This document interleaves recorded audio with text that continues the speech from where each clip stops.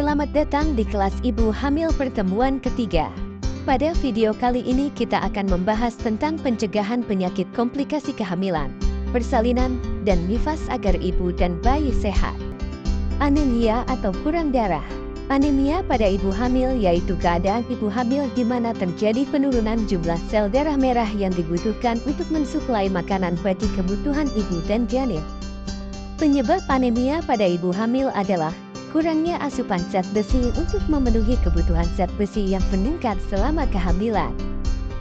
Akibat dari anemia pada ibu hamil antara lain melahirkan sebelum waktunya, keguguran, bayi berat lahir rendah atau BBLR, perdarahan, kematian ibu dan bayinya, kurang energi kronis atau KER, ibu hamil dengan lila kurang dari 23,5 cm, harus makan makanan bervariasi dengan gizi seimbang, serta mendapatkan pemberian makanan tambahan atau PMT. Ibu hamil dengan KER beresiko melahirkan bayi berat lahir rendah atau BBLR. Berikutnya kita akan membahas tentang tanda bahaya pada kehamilan.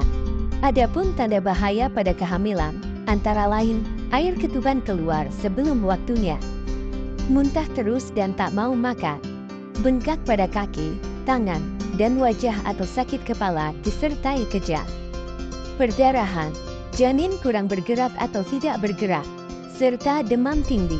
Apabila dijumpai tanda-tanda tersebut, bawa ibu hamil ke petugas kesehatan didampingi suami atau keluarga. Tanda bahaya pada persalinan. Adapun tanda bahaya pada persalinan antara lain, perdarahan lewat jalan lahir, tali pusar atau tangan bayi keluar dari jalan lahir, ibu tidak kuat mengejar, ibu mengalami kejang, air ketuban keruh dan berbau, ibu gelisah atau mengalami kesakitan yang hebat. Apabila dijumpai tanda-tanda tersebut, segera bawa ke petugas kesehatan didampingi suami atau keluarga. Tanda bahaya dan penyakit pada ibu nifas. Adapun tanda bahaya dan penyakit pada ibu nifas antara lain, perdarahan lewat jalan lahir, keluar cairan berbau dari jalan lahir, bengkak di wajah, tangan, dan kaki atau sakit kepala dan kejang-kejang, demam lebih dari 2 hari, payudara bengkak, disertai rasa sakit, ibu terlihat sedih, murung dan menangis tanpa sebab atau depresi. Apabila dijumpai tanda-tanda tersebut, segera bawa ibu nifas ke petugas kesehatan didampingi suami atau keluarga. Sindroma pasca melahirkan. Sindroma pasca melahirkan atau sering disebut sindroma baby blues, disebabkan oleh perubahan atau gangguan hormonal pada ibu setelah melahirkan.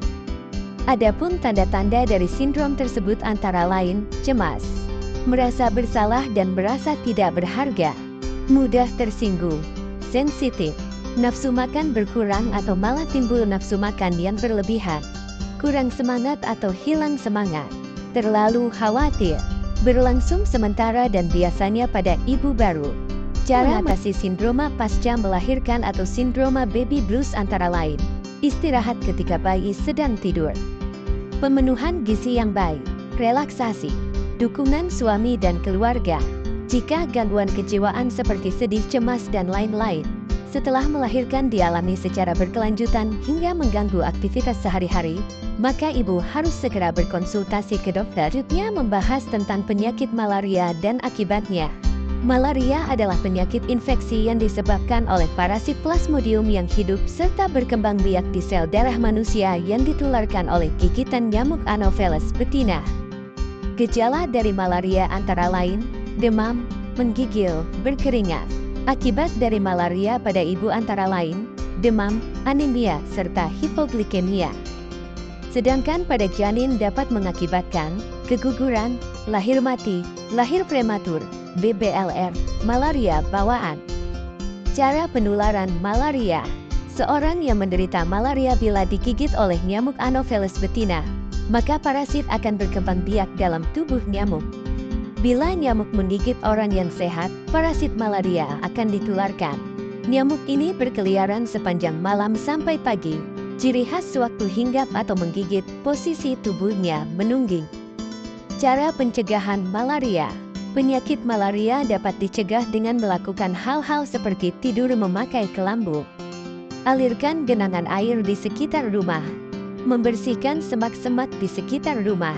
Apabila keluar rumah, memakai baju lengan panjang. Menggunakan obat nyamuk oles bukan obat nyamuk bakar atau semprot. Selanjutnya kita akan membahas tentang infeksi menular seksual atau disingkat dengan IMS. IMS adalah infeksi yang dapat menyebar dari satu orang ke orang lainnya melalui hubungan seksual. Adapun jenis-jenis dari IMS antara lain, kencing nanah atau GO, chlamydia, herpes, sifilis atau raja singa, jengger ayam atau kutil, serta kandidiasis. Komplikasi dari IMS pada ibu hamil antara lain, penyakit radang panggul, kehamilan di luar kandungan, keguguran, serta lahir mati. Sedangkan komplikasi IMS pada bayi antara lain, lahir prematur, BBLR, sifilis kongenital, optalmia neonatorum, serta septikemia. Jika menemukan tanda-tanda IMS, segera berkonsultasi dengan dokter. HIV virus penyebab AIDS. AIDS adalah sekumpulan gejala yang didapat atau bukan penyakit keturunan, ditandai dengan penurunan sistem kekebalan tubuh. AIDS disebabkan oleh virus yang bernama HIV atau Human Immunodeficiency Virus. HIV menular melalui hubungan seksual berganti-ganti pasangan tanpa menggunakan kondom, penggunaan jarum suntik dan alat tato atau indik yang tidak steril, serta dari ibu kepada bayi selama mengandung, melahirkan, dan menyusui. HIV tidak menular melalui gigitan nyamuk, menggunakan alat makan atau minum bersama, bersalaman atau bersentuhan, tinggal serumah, berpelukan atau berciuman, serta menggunakan jamban pencegahan HIV/AIDS pada ibu hamil. Untuk menghindari penularan HIV, gunakan konsep ABCDE yang artinya A atau absen. Anda jauhi hubungan seks berganti-ganti pasangan tanpa kondom. B atau be faithful artinya bersikap saling setia. C atau kondom artinya cegah dengan menggunakan kondom.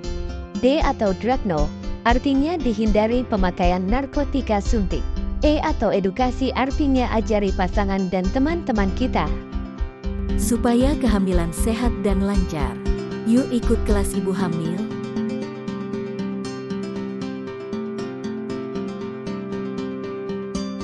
Terima kasih sudah menonton. Semoga video kali ini bermanfaat. Sampai jumpa di pertemuan berikutnya.